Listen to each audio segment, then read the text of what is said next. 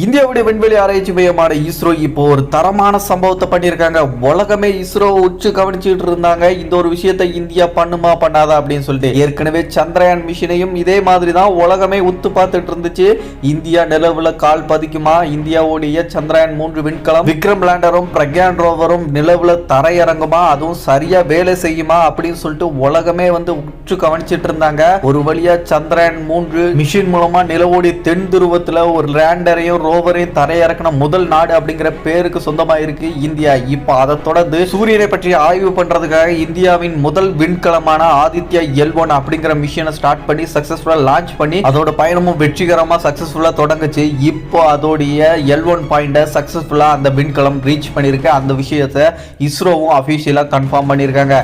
இதை பத்தி தான் முழுக்க இந்த வீடியோ நம்ம ஃபுல்லா தெரிஞ்சுக்க போறோம். Welcome back another new video. நான் உங்கள் சேகர். நம்ம சேனல் புதுசாக வந்திருக்கவங்க சேனல் சப்ஸ்கிரைப் பண்ணிட்டு பெல் நோட்டிஃபிகேஷன் கரெக்டாக செட் பண்ணிட்டு இந்த வீடியோ ஃபுல்லா பார்த்து முடிச்சதுக்கு அப்புறம் வீடியோக்கு லைக் கொடுக்க மறந்துடாதீங்க. நம்ம வாழ்ற பூமியில இருந்து சுமார் 15 லட்சம் கிலோமீட்டர் தொலைவில் இருக்கக்கூடிய L1 அப்படிங்கிற அந்த ஒரு இடத்தை இப்போ சக்சஸ்ஃபுல்லா ஆதித்யா L1 விண்கலம் ரீச் பண்ணிருக்கு.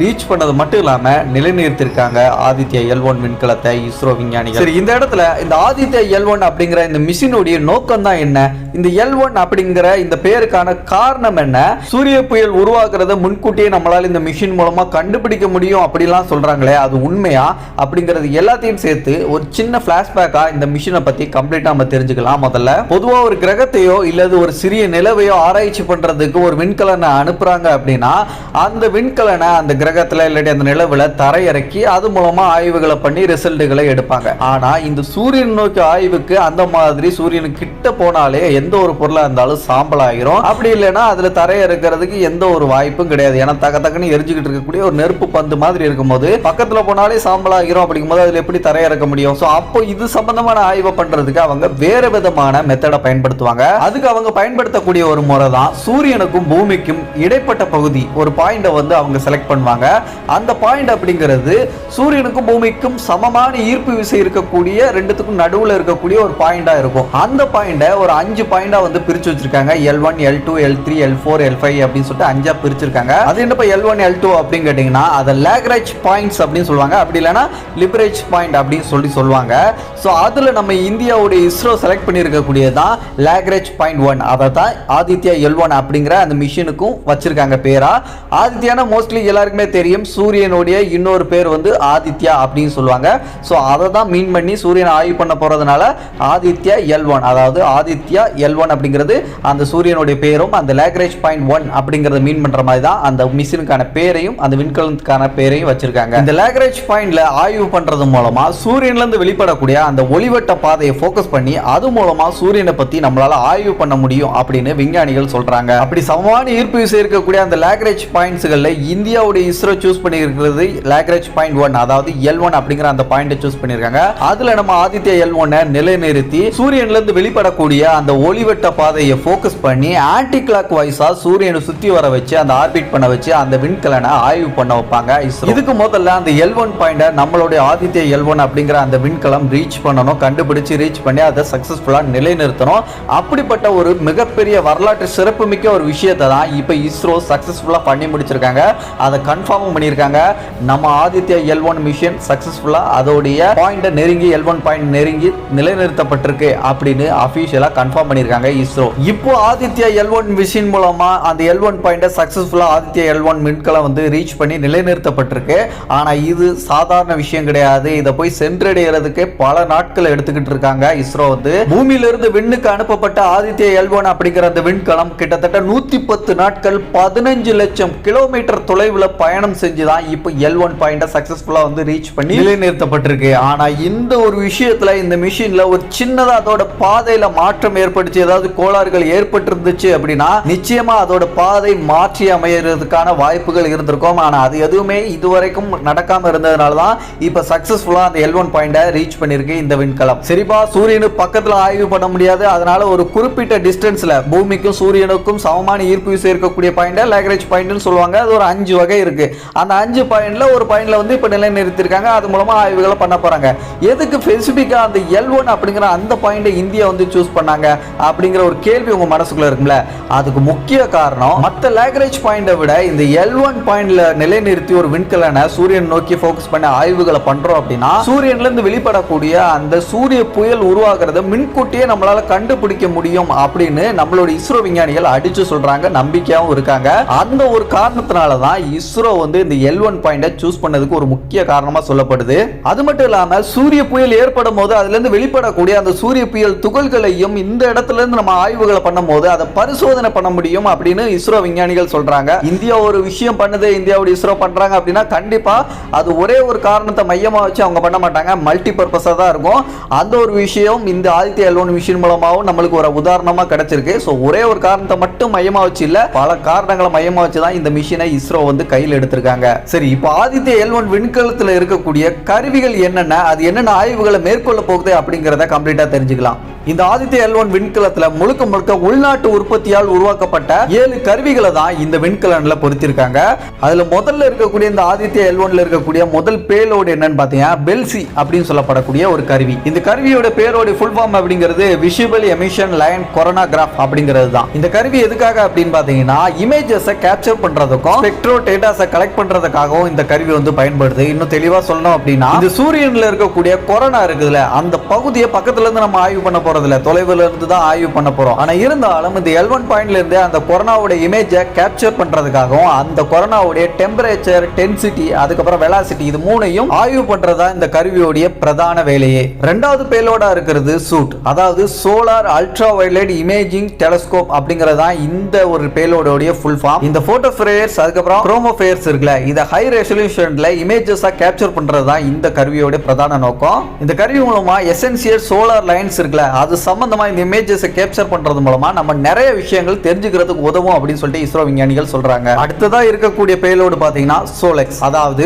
Solar low energy x ray spectrometer அப்படிங்கறதா இந்த கருவியோட ஃபுல் ஃபார்ம். இந்த கருவியோட வேலை அப்படிங்கிறது சூரியனோட மேல் பரப்புல இருக்கக்கூடிய ஆக்டிவிட்டிஸ், அங்க என்னென்ன விஷயங்கள்லாம் நடக்குது அப்படிங்கறத எக்ஸ்ரே மூலமா நம்ம வந்து கேப்சர் பண்ணி அதை ஆய்வு பண்ணி அது மூலமா நம்ம தெரிஞ்சுக்கிறதா இந்த கருவியோட பிரதான வேலையே. இந்த ஆதித்யா L1 விண்கலத்துல இருக்கக்கூடிய 4ஆவதா இருக்கக்கூடிய பேலோடு பாத்தீங்கன்னா HEL1OS அப்படிங்கிற அந்த பேலோடு தான். இந்த கருவியோட ஃபுல் ஃபார்ம் அப்படிங்கிறது high energy L1 orbiting x-ray spectrometer அப்படிங்கிறது தான் இந்த கருவியோட ஃபுல் ஃபார்ம். இந்த ஹை எனர்ஜி சோலார் பினாமினல் இருக்குல்ல அது சம்பந்தமா ஆய்வுகளை பண்றது தான் இந்த கருவியோட பிரதான வேலையே. அதுவும் இந்த லோ எக்ஸ்ரே அப்படின்னு சொல்லுவாங்கல்ல, அதுக்கு அப்புறமா இருக்கக்கூடியது ஹார்ட் எக்ஸ்ரே அப்படின்னு சொல்லுவாங்க.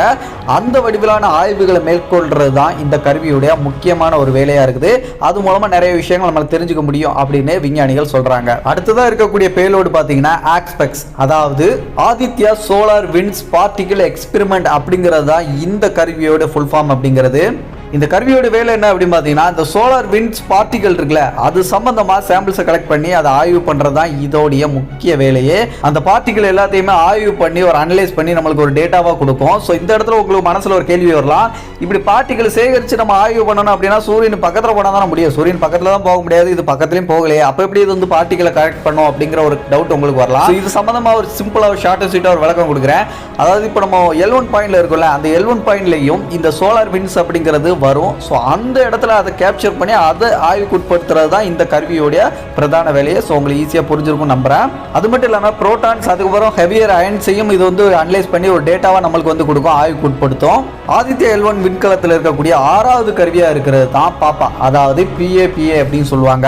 இந்த கருவியோட ஃபுல் ஃபார்ம் அப்படிங்கிறது பிளாஸ்மா அனலைசர் பேக்கேஜர் ஃபார் ஆதித்யா அப்படிங்கிறதா இந்த கருவியோட ஃபுல் ஃபார்ம் அப்படிங்கிறது. இந்த சோலார் விண்ட்ஸ்ல இருக்கக்கூடிய எலக்ட்ரான்ஸ் ஹெவியர் அயன்ஸ் இது ரெண்டையுமே இன்ஸ்டிடியூட் அப்சர்வேஷன் மூலமா நம்ம வந்து அனலைஸ் பண்ண போறோம். இதுக்கு முன்னாடி பார்த்த 5வது பேலோட் இருக்குல்ல அது என்ன பண்ணுச்சோ அதே மாதிரி விஷயங்களை தான் இந்த 6வது பாப்பா அப்படிங்கிற இந்த பேலோடும் பண்ண போது, ரெண்டு சிமிலரா தான் இருக்கும். இந்த ஆதித்யா L1 அப்படிங்கிற இந்த விண்கலத்தில் இருக்கக்கூடிய ரொம்ப முக்கியமான அல்டிமேட்டான ஒரு பேலோட் அப்படின்னா அது இந்த ATH RTM அப்படிங்கிற இந்த பேலோடு தான். இதோட ஃபுல் ஃபார்ம் அப்படிங்கிறது advance triaxial high resolution digital magnetometers அப்படிங்கிறது தான் இந்த கருவியோட ஃபுல் ஃபார்ம். இந்த கருவியோட வேலை அப்படிங்கிறது இந்த சூரியனுடைய கொரோனா பார்ட் இருக்குல்ல அந்த கொரோனா பார்ட்ல இருக்கக்கூடிய மேக்னட்டோ ஃபீல்டை வந்து ஃபுல்லா வந்து அனலைஸ் பண்ணி அதை மெஷர் பண்றது தான் இந்த கருவியோட பிரதான வேலையா இருக்க போகுது. சரி, இதுவரைக்கும் பார்த்த இந்த பேலோட வசி எல்லா ஆய்வுகளையும் நம்ம ஆதித்யா L1 விண்கலம் மூலமா இனிமே பண்ண போறாங்க.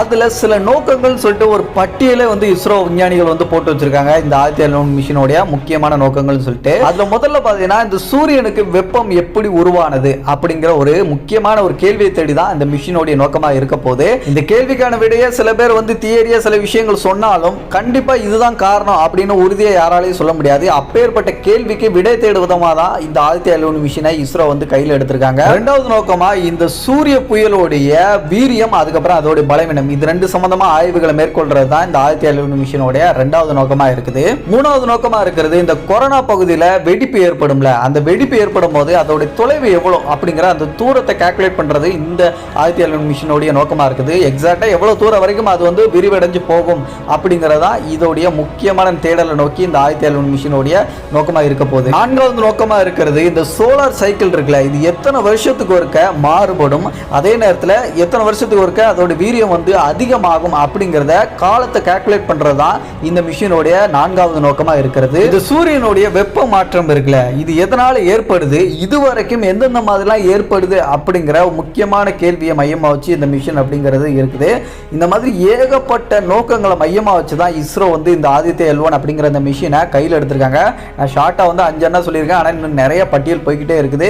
அதெல்லாம் தனியாக ஒரு பார்ட் வீடியோ போட வேண்டியது இருக்கும். ஸோ அது சம்பந்தமா வேணும் அப்படின்னா கமெண்ட்ல சொல்லுங்க, கண்டிப்பா ஒரு லாங் வீடியோ நம்ம இன்னொன்று அப்லோட் பண்ணிடலாம். சரிப்பா, இப்போ எதுக்கு டைம் வேஸ்ட் பண்ணி இந்த ஆதித்யா L1 மிஷினை பத்தி ஒரு வீடியோ நீ மேக் பண்ணிருக்க அப்படின்னு சொல்லிட்டு சில பேர் மனசுல நினைக்கலாம் அந்த வீடியோ பார்க்கும்போது. ஆனா இன்னைக்கு உலகத்தில் இருக்கக்கூடிய நாடுகள்ல இந்த சூரியன் சார்ந்த ஆய்வுகள்ல பண்ண நாடு அப்படிங்கிற பட்டியலை எடுத்து பார்த்தீங்க அப்படின்னா அதுல முதன்மையா இருக்கிறது அமெரிக்காவுடைய நாசா தான். ரெண்டாவதா இருக்கிறது பார்த்தீங்கன்னா யூஎஸ் ஸ்பேஸ் ஏஜென்சி அப்படிங்கிற அந்த ஒரு இயக்கம் தான் இதுவரைக்கும் வந்து சூரியன் சார்ந்த ஆய்வுகளை பண்ணியிருக்காங்க. அந்த ஒரு விண்வெளி ஆய்வு மையம் தான். இதுக்கப்புறமா மூணாவதா பார்த்தீங்கன்னா ரஷ்யாவுக்கு அப்புறம் நான்காவதா எந்த ஒரு நாடும் இதுவரைக்கும் சூரியனை பத்தி ஆய்வுகள் பண்ணது கிடையாது.